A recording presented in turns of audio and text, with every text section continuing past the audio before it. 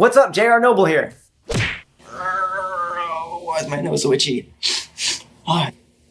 So today I want to share with you the secret to finishing more tracks, all right? I've worked with a lot of producers, a lot of artists, a lot of people have come through the school that I taught at, and I've learned a lot about finishing tracks on my own too, all right? And just so you know who I am and where I come from, like why should you even be listening to me, I packed up all my stuff, sold a bunch of stuff, and made the drive from the East Coast. I was living in Buffalo, New York at the time, and drove all the way to LA so that way I could get involved in the music industry, learn more about music, and improve my production skills. I've worked in recording studios, I've done live sound, I've done AV gigs, I've done a lot of different work just in the music industry. And I've seen the music industry from a lot of different angles, a lot of different aspects. And so when it comes to producing, right, it's all about getting really good content and putting it out there, okay? Because if you're not producing tracks, right, you're not really a producer, okay? So if you're not finishing anything, you're not really putting anything out, then, you know, what are we doing? We're just loading up our hard drives full of content, right? And so I was guilty of that for a number of years, where I was just making a bunch of stuff, had a bunch of ideas, put it together, never really finished it. And so, you know, I couldn't really truly call myself a producer because I wasn't really producing anything that was leaving my hard drive. So once I realized that, I realized, okay, I need to finish stuff, all right? And so I started to really take a look at what was my process, what was I doing in order to actually finish this music, all right? Because it's really important that as a producer, you have finished tracks, right? And so the thing that I've found for really finishing tracks is to focus on the process over the product, all right? And there's a really good story that I came across in a book called Art and Fear, and it illustrates this point really, really well, all right? And so the story goes where there was a pottery teacher who got in a new class of students, okay? And in this new class, she split them into two groups, all right? In the first group, she told that group, hey, you're going to make one pot, and you're only gonna be graded on one pot that you make for the entire semester. All right, and so all they had to do was focus on making one pot, and that's what they were going to get graded on. They're going to get an A, B, C based on that one pot. Now, the other group, what she said was, she went to this other group, and I'm making it a she because my pottery teacher in high school was actually a woman, Miss Heidi Kevich. And so she told the second group of people, students, that they were going to be graded on the number of pots that they completed. All right, so if they completed 50 pots by the end of the semester, they would get an A. If they completed 40 pots by the end of the semester, they would get a B, and so on. If they completed 30 pots, they would get a C. And so they would be graded on the quantity over the quality. And so that's really what it boils down to. And so at the end of the semester, who do you think had the best looking pots? Well, it turns out the group who actually focused on the quantity of outputting more pots actually ended up with better looking pots in the long run than the first group who was only graded on just throwing one pot. And the reason being because the people who were focused on the process of creating a bunch of pots didn't get caught up on whether it looked great or not. They actually were looking at it as, is it finished or is it not? And then they were able to tweak the process to make the pots look better as they went through it. And so I've actually found this to be very true for myself. And really, so the secret to finishing more tracks is to focus on the process of finishing a track and not the product, the outcome of the actual track, okay? Because it's really easy to get caught up on, does it sound good enough? Is the quality, is this gonna get other people excited? Is this, you know, is it too busy? Is it not busy enough? Is it too sparse, right? We start thinking of all these different things. And what it comes down to is just, this is what the track should sound like. Make a whole track, right? Has a beginning, has a middle, has an end, and that's the process, right? And then listen to that track afterwards, and you can always see where you can make improvements. But the goal should be to focus more on the process of completing a whole track. Okay, so you might be watching this and thinking, yeah, okay, you know, focus on the process over the product. That's great advice and all, but what about some practical tips if I'm really struggling to kind of finish my track? Well, here's a few practical tips that I've personally used that you can take and actually use to finish your tracks. The first thing I'll tell you to do is to open up your session, okay, and listen to the track and then ask yourself one simple question. And that question is, what does this track need in order to be finished? Now, if you're not really sure of the answer to that question, maybe it feels like something's missing from the track, but you're not really quite sure of what it is, then here's what you do. Go and find somebody else's track that sounds similar to what you're making All right, listen to it, make sure that it sounds like a track that you would consider finished. All right, and then just copy their arrangement. Okay, just copy it. And the reason I say copy it is because if you think about any band that's ever been really big or popular, they started by performing other people's music. All right, a lot of bands will go out and cover other people's songs so that way they get to know how the arrangement works, how to perform it live, because they can look at those other artists and kind of emulate what they're doing.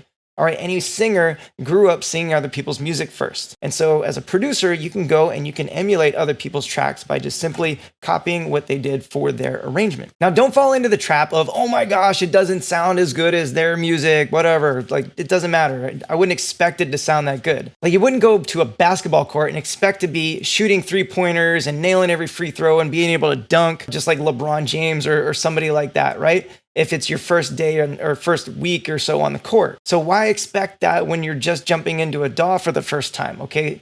Take the pressure off. Give yourself permission to make mistakes and to not sound super amazing at first. It's okay. So maybe you've gone through that phase and you've copied other people's tracks, you understand the arrangement, you know where stuff goes, you know what elements need to be in there roughly, but you get stuck and you get to a point where it still feels like there's something missing. It's not quite there. Well, one thing that I've found when working with a lot of students at the school is that a lot of times what I found is that there wasn't a central motif or some kind of central concept or idea for the track. So that's my second tip, is to really define what the idea is that you want to get across with your track. Because one thing I've found is sometimes people try to put too many ideas into one track.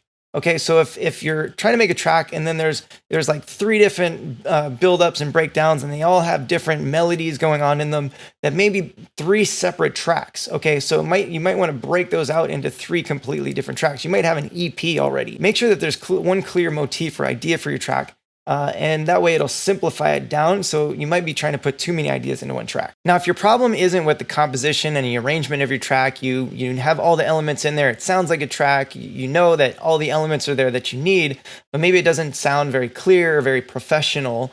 And maybe it just needs a really good mix and a good master to really make it feel like it's complete, to give it that polish, that shine. Well, one thing you can do is you can just take that and hand it off to somebody with experience with mixing and mastering. And you might be thinking to yourself, oh, but wait, no, I want to do this all on my own. I got to make it sound really amazing. I'm going to be a one-man show. I'm going to do all of this on my own. I went down that path and I'm telling you, it's a long road. All right. So I'm speaking from experience here. It took me a long time to understand mixing and mastering to get to the point where I can have my stuff sounding where it's at. Okay. But for now, if you just want to get tracks out and get your name out there, then I would suggest just passing it off to somebody with experience doing that stuff. Because honestly, what you'll find is as you get better at this stuff and you start getting more demand for your skills as a producer, you're not going to have as much time to focus on the mixing and the mastering and getting it sounding really on point. So being able to hand those jobs off to other people is going to free you up and free your creative energy up to be able to focus on creating more tracks. Now, the third tip I'll share with you is to set a deadline. One of the best pieces of advice I got from somebody is when they told me that nothing gets done without a deadline. And I found that to be very true. So you can grab your phone and you can set a timer on your phone, or you can just Google timer and you actually set a timer on Google. All right. And you can time yourself, right? If you only have an hour or 2 hours to work on something, set a 2-hour timer and say, I'm going to finish a track in 2 hours, right? Or if you need more time, set more time. But set a time and say, I'm going to finish a track within this amount of time. And so one thing I'll recommend too is if you look in my DAW here on my master, I always keep a plugin, this Hoffa for You project time. All right. So if I go into my plugins project time and I drag that into the session, all right, it gives me this plugin. If you look here, it gives me the date and it says time spent. All right. So you see it's already counting up. All right, I can pause that if I take a break and come back to it and unpause it. And this will let me know how long this project has been open. If I close my session, then the timer pauses itself. And when I open the session again, it continues to run as long as it's unpaused. And one thing that I've done for myself is I've actually put this timer in there and I just produced the track until I felt it was done. And then what I did was I went back and I looked at that timer, and that timer showed me how much time I actually spent on this track. And then what I did was I said, okay, if I spent, let's say 6 hours on this track, then my goal was to finish the next track in 5 hours. I kept trying to shave off time and find ways to kind of produce and get things done a little bit faster. Something one of my mentors once told me is that done is better than perfect. And that really stuck with me, all right? So remember that, keep that in mind the next time you're working on your next track, and just get it done, because you can always make the next one better than the last one. And you'll find that as you finish tracks, even if you start with just one track that sounds really shitty, maybe some drums and like a bass and a really crappy lead. I mean, I should show you some of my stuff. It's pretty terrible, some of my early stuff, but because I just kept focusing on the process and improving my process, I got it to where I could finish tracks faster. And then I also was able to start getting the quality of those tracks up because I was working more, I was completing more tracks. So look at it this way. If you were to build a house, right, and all you knew was how to lay the wood for the framework, but you didn't know how to put the drywall on, you didn't know how to put insulation in, you didn't know how to run electricity or plumbing or any of that kind of stuff, then you'd put up the frame and you might have, roughly like put the outsides of the house, you might have what looks like a house, but it's not really a complete house yet, right? So you'd need to learn those other things. Well, with making a track, if you at least understand how to make the skeleton for the track, then you can start filling it in with all the other stuff that you want to get better at.